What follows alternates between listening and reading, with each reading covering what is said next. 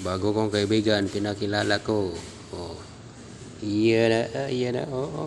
Mahihain pa. Kahapon lang kami nagkaibigan, oh. Yan na. Oh. Naglalambing na siya, oh. Ha? Iniwan ka ng siyuta mo?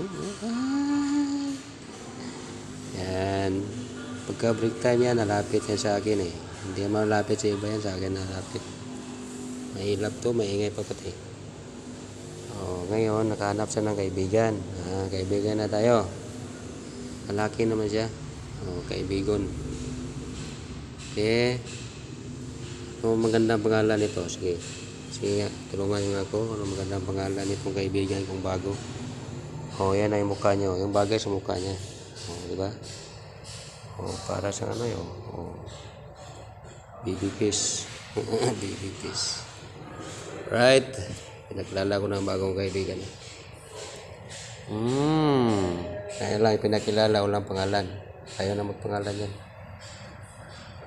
Pilihan natin umaya. Break time kasi, kaya nalapit.